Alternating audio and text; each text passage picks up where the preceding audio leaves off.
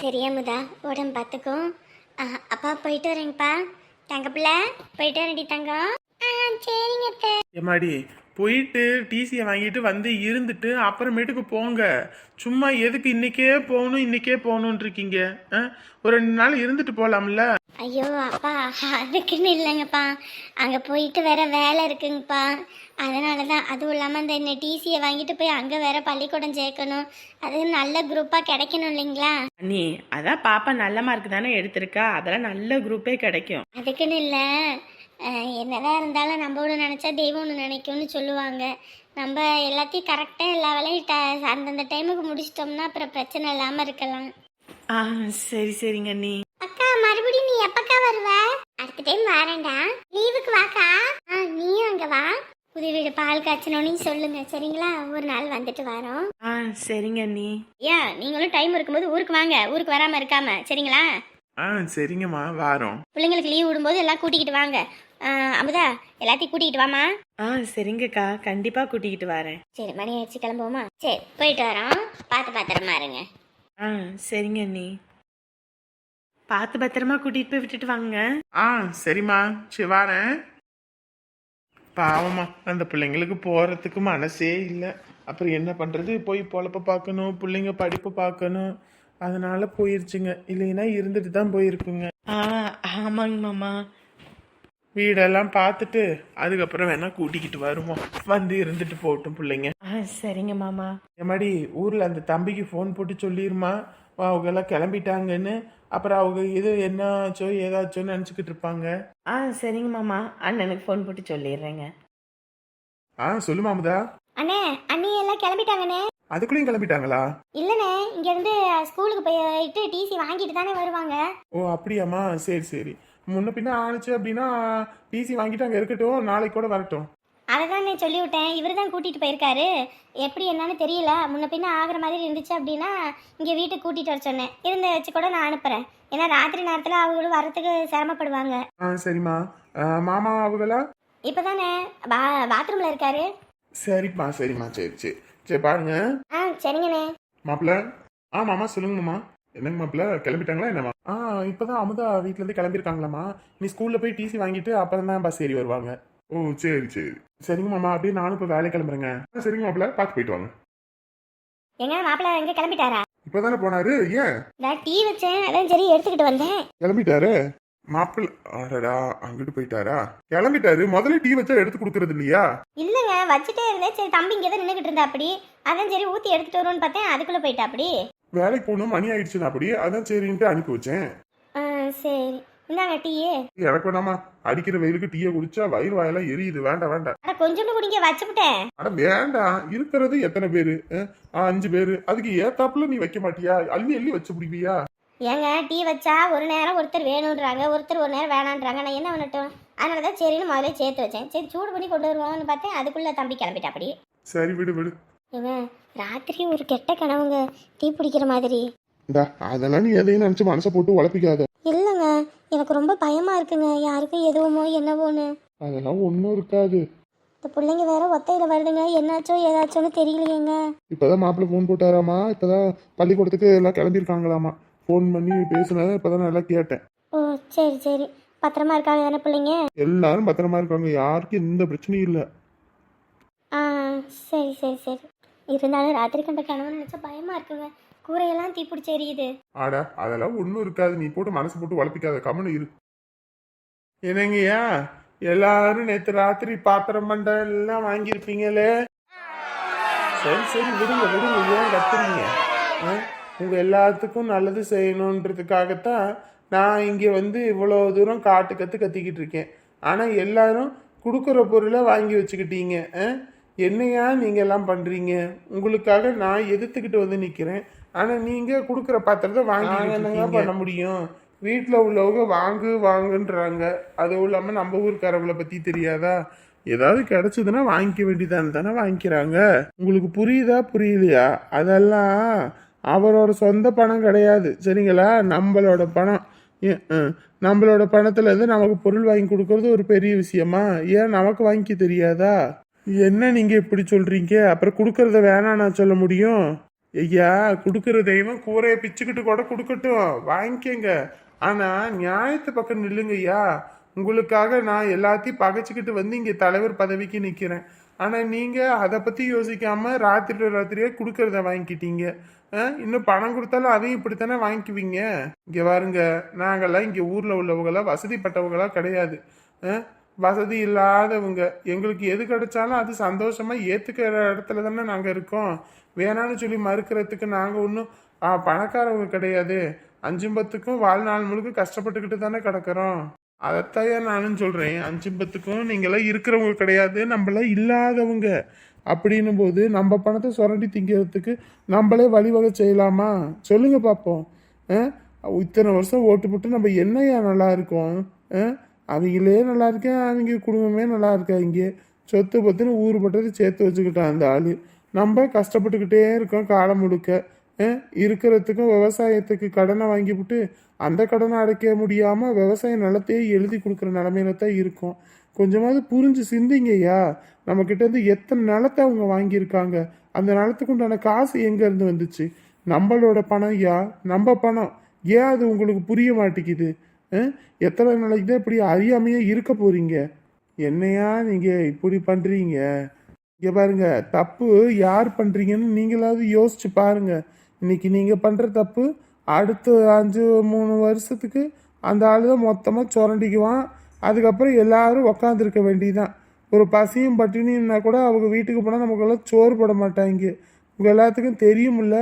அந்த தங்கம் நேற்று எல்லாத்துக்கிட்டையும் இழிச்சு இழிச்சு பேசியிருப்பாளே. காரியம் ஆகணும்னா காலை பிடிப்பாங்க, காரியம் முடிஞ்சோடனே கழுத்தை பிடிப்பாங்க. ஏன் உங்க யாருக்கு அதெல்லாம் தெரியாதா? தெரியாதாயா? தெரியுதுங்க. ஆனாலும் என்ன பண்றது? பாருங்க, இப்பயும் சொல்றேன், சிந்திங்க, சிந்திச்சு செயலாற்றுங்க. இஷ்டத்துக்கு நீங்க பண்ணிவிட்டு கடைசியாக வருத்தப்படக்கூடாது. அதுக்கு தான் சொல்றேன். பாவம்பா, தலைவரே அழுகிற மாதிரி பேசுறாரு. கஷ்டமா இருக்கியா? ஏன்னா இருக்கப்பட்டவங்க அவங்க எப்படியும் பாத்திரம் பண்டம் எல்லாம் வாங்கி கொடுக்குறாங்க. நான் இல்லாதப்பட்டவன், இந்த ஊருக்காகவே உழைச்சவன். 10 ரூபா கூட நான் நம்ம ஊர் காசுலேருந்து இன்ன வரைக்கும் கை வச்சது கிடையாது. அப்படி இருக்கும்போது என்னால் முடிஞ்சது இந்த ஊருக்காக செஞ்சுருக்கேன். நீங்கள் எல்லாரும் தான் மனசு வச்சு இந்த இதில் என்னை ஜெயிக்க வைக்கணும்.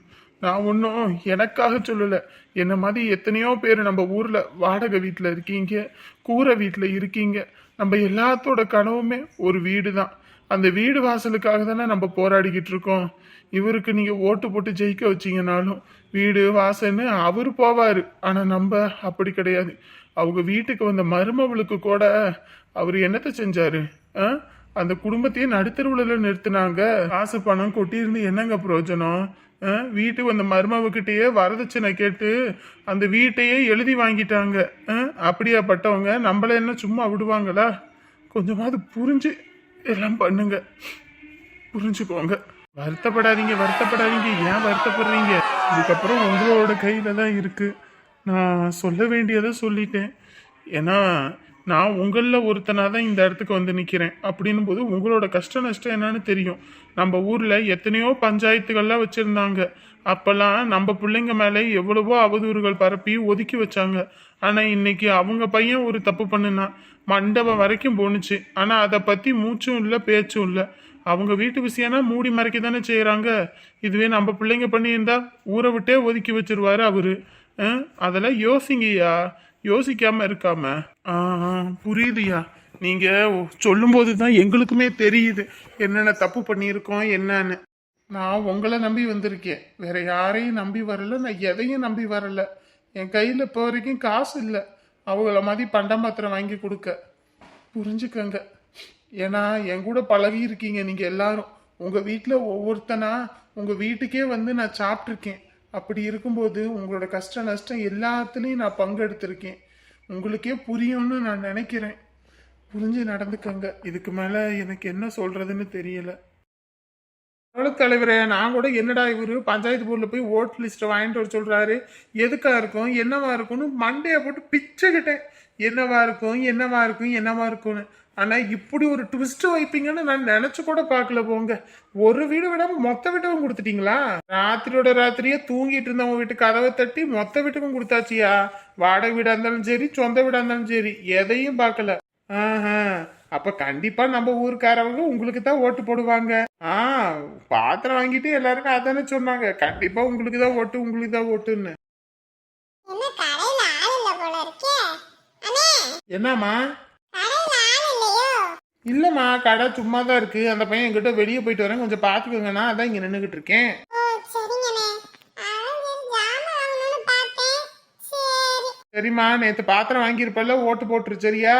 மறக்காம ஓட்டு போட்டு நம்ம தலைவரை ஜெயிக்க வைக்கணும். அப்பதான் நமக்காக எல்லாம் செய்வாரு. ஆனா ஏங்கண்ணே நீங்க வேற? என் புருஷன் அந்த குடிகாரன் பாத்திரம் கொடுக்கற நேரமா பார்த்து நான் ஓட்டுக்கு கை நீட்டி லஞ்சமும் வாங்க மாட்டேன் கொடுக்க மாட்டேன்னு சொல்லிட்டு ஒரே அட்டமூர் பண்ணி வந்த பக்கத்தையும் திருப்பி அனுப்பி விட்டானே. நான் பாத்திரமும் வாங்கல ஒண்ணும் வாங்கல. ஏம்மா, வீட்டுல எல்லா வீட்டுக்கும் பாத்திரம் வாங்கிதாம்மா வச்சிருக்கு.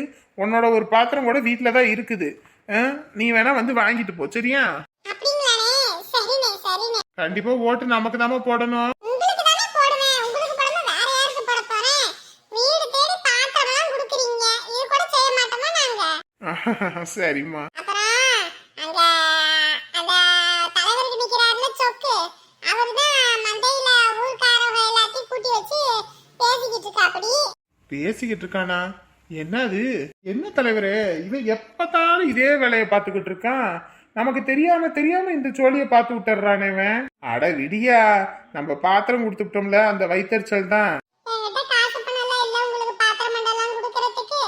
அதனால என்னன்னு பார்த்து பண்ணுங்க அப்படின்னு சொல்லி பேசிக்கிட்டு இருந்தாப்படி. ஓஹோ, அப்படியா விஷயம்? அதுவும் இல்லாம உங்க வீட்டு மருமகளோட வீடு அப்புறம் நகை அது இதுன்னு வரதட்சணைலாம் வாங்குனீங்கல்ல, அதெல்லாம் பேசி நம்ம ஊருக்கு வருவா மறுபடியும் தலைவரானார்னா நம்ம வீட்டையும் எழுதி வாங்கி போடுவாரு அப்படி இப்படின்னு பேசிக்கிட்டு இருக்கா அப்படி. அதான் என்ன பேசிக்கிட்டு இருக்காருன்னு கேட்டுக்கிட்டு வந்தேன். அடங்கவே மாட்டான் போல இருக்கே. நம்மளையே நோண்டிக்கிட்டு கிடக்குறானே இவன். இவனை என்ன பண்றது? வேற என்ன சொன்னா? வேற என்ன சொன்னாரு? அவங்க பையன் தப்பு பண்ணா மூடி மறைச்சிடுறாங்க. இதே நம்ம ஊர்ல இப்படி ஒரு பையன் பண்ணியிருந்தா குடும்பத்தையே ஒதுக்கி வைக்க எல்லாம் பண்ணுவாங்க அப்படின்னு பேசிக்கிட்டு இருந்தா அப்படி. ஓஹோ, அதனாலே நிறைய பேர் வந்துட்டு ஓட்டு அங்க போடலாம் அப்படின்னு பேசிக்கிட்டு இருந்தாங்க. என்ன தலைவரே இப்படி ஆகி போச்சு? அவன் அப்படி போனா நமக்கு என்ன வழியாத்து இல்ல? நான் பாத்துக்கிறேன் விடுங்க. என்ன தலைவரே பண்ண போறீங்க? இப்படி பண்றானே, ஒவ்வொன்றையும் பேசி பேசியே மனசை மாத்தி போடுவான் போல இருக்கே. இங்க நீங்க காசை தண்ணியா இறைச்சி இந்த ஊர்க்காரவங்களுக்கு செஞ்சுக்கிட்டு இருக்கீங்க. அவன் பேசி பேசியே மனசை மாத்தி போடுவான் போல.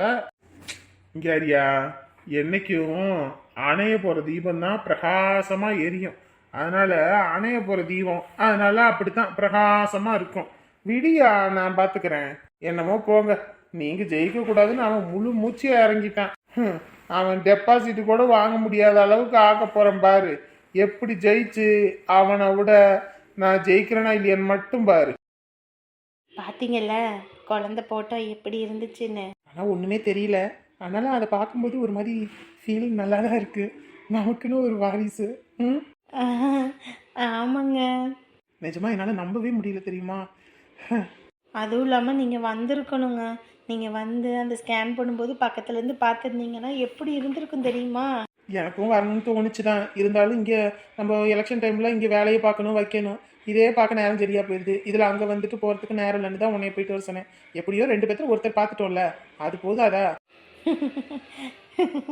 ஏன் சிரிக்கிற? இல்லை சும்மா தான். என்ன சும்மா? இல்லை எங்கள் அம்மா சொன்னுச்சு உனக்கு பையன் தாண்டி பிறக்கும்னு. அதான். ஏன் பொம்பளை பிள்ளைனா வேணாம்னு சொல்லிடுவியா? பையன் தானே சொத்துக்கு வாரிசு. ம் ம் பையன் இருந்தா தான் ரொம்ப நல்லது. என்னமோ போ, பையனோ பொண்ணோ 2 பேர்த்துல யார் இருந்தாலும் அவங்க வளர்க்குற விதம்னு ஒன்று இருக்கு. பையனையும் அடிச்சு உதச்சி வளர்த்தா தான் நல்லபடியாக வளருவாங்க. பொம்பளை பிள்ளையும் அப்படி வளர்த்தோம்னா தான் ஒழுங்காக வளருவாங்க. அதுவும் இல்லாமல் இந்த காலத்தில் பிள்ளைங்க பசங்க வளர்க்குறதுன்றது சாதாரண விஷயமா பெரிய குதிரை கொம்பா தான் இருக்கு. எந்த நேரத்தில் எந்த இடத்துல இருந்து எவன் ஆபத்து பண்ணுவானே தெரியாது.